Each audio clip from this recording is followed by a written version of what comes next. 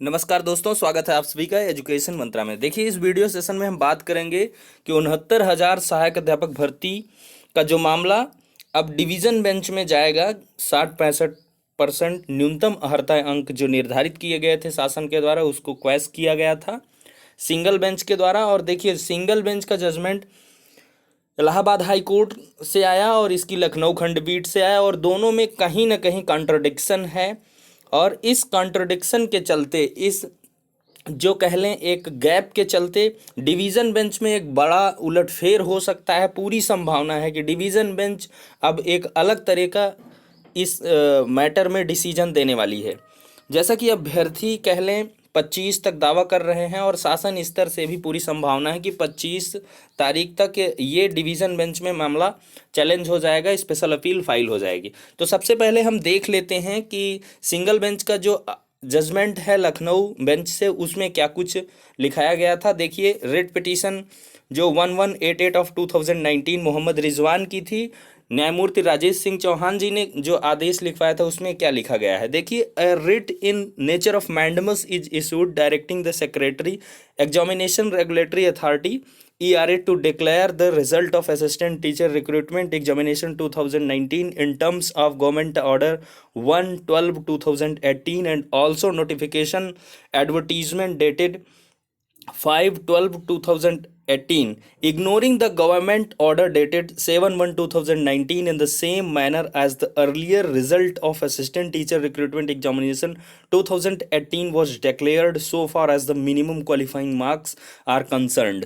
देखिए, इसमें ये कहा गया कि जो 7 जनवरी का शासनादेश है उसको क्वैश कर दिया गया था, और जो रिजल्ट वगैरह अनाउंस करना है वो गवर्नमेंट ऑर्डर 1 दिसंबर 2018 और जो नोटिफिकेशन 5 दिसंबर 2018 को निकला है उस पर। लेकिन इसके आगे इस सिंगल बेंच के जजमेंट में एक और चीज़ लिखी गई थी, in the same manner as the earlier result of assistant teacher recruitment examination 2018 was declared so far as the minimum qualifying marks are concerned. यानी कि 2018 की जो सहायक अध्यापक भर्ती परीक्षा थी, उसमें जितने न्यूनतम क्वालिफाइंग मार्क्स को डिक्लेयर किया गया था, उन्हीं न्यूनतम अर्हता अंकों के आधार पर रिजल्ट को अनाउंस किया जाएगा। यही कोर फैक्टर है, यहीं पर ध्यान देने वाली ज़रूरत है कि जो पिछली भर्ती का यानी कि 40-45% वाला कट ऑफ है, न्यूनतम अर्हता अंक है, उसके आधार पर रिजल्ट को अनाउंस करने की बात कही थी सिंगल बेंच के लखनऊ खंडपीठ से राजेश सिंह चौहान जी ने।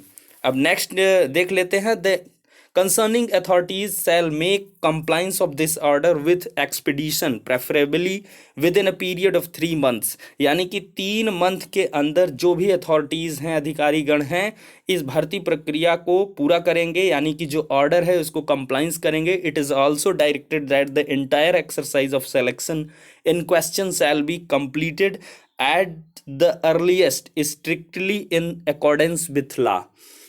यहाँ पर यह भी मेंशन किया गया कि जो भी भर्ती प्रक्रिया होगी वो जितना जल्दी से जल्दी प्रोसेस कंप्लीट हो जाएगा, उतनी जल्दी से जल्दी करने की कोशिश की जाए, और स्ट्रिक्टली अकॉर्डेंस इन लॉ, यानी कि नीति नियमों के आधार पर, नियम कायदे कानून को ध्यान में रखते हुए ये भर्ती प्रक्रिया पूर्ण की जाएगी।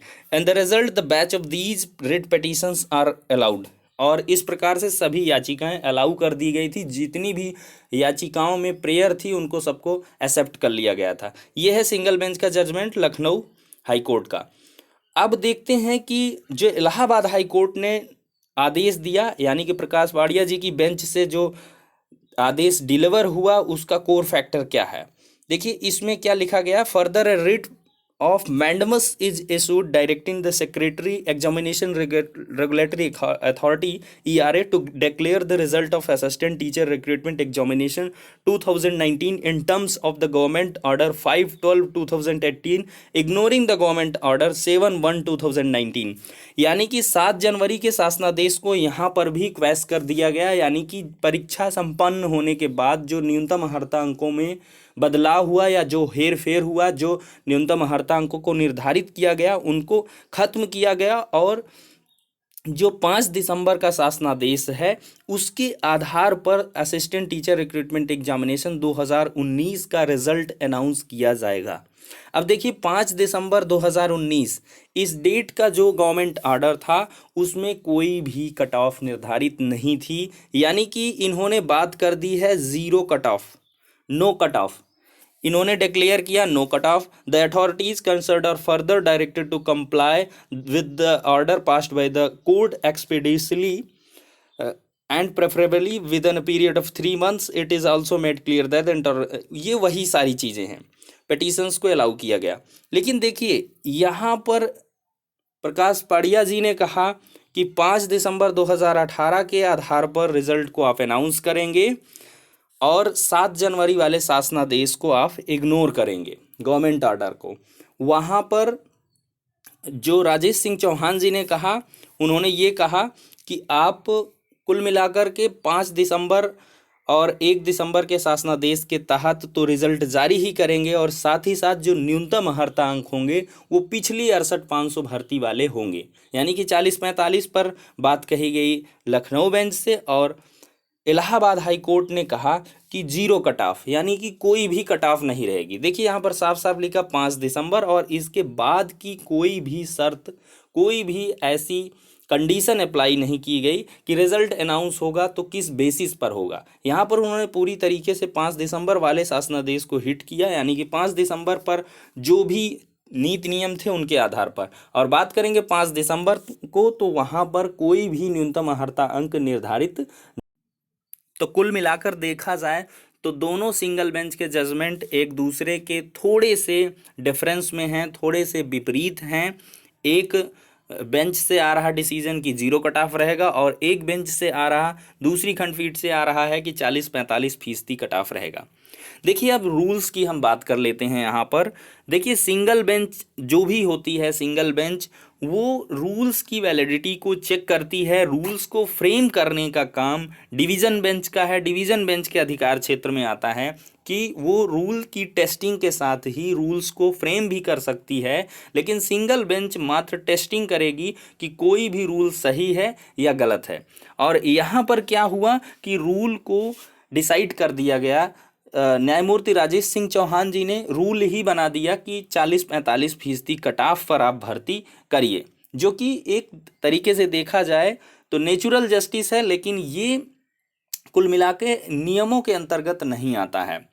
जीरो कट ऑफ वाला जो डिसीजन है वो ज़्यादा अप्रोप्रिएट है, क्योंकि वहाँ पर रूल्स चेक किए गए कि 7 जनवरी का शासनादेश, कुल मिलाकर ये बात थी कि 7 जनवरी का शासनादेश रूल के कंजोनेंस में है कि नहीं। तो रूल्स के कंजोनेंस में 7 जनवरी का शासनादेश नहीं है, क्योंकि जो भी नियम कायदे कानून हैं वो परीक्षा संपादित होने के बाद उपरांत निर्धारित किए गए हैं। इस प्रकार से न्यूनतम अर्हता अंक जो थे वो कहीं ना कहीं गलत थे और बायस्ड इन नेचर थे, कहीं ना कहीं गलत तरीके से उनको इम्प्लीमेंट किया गया था।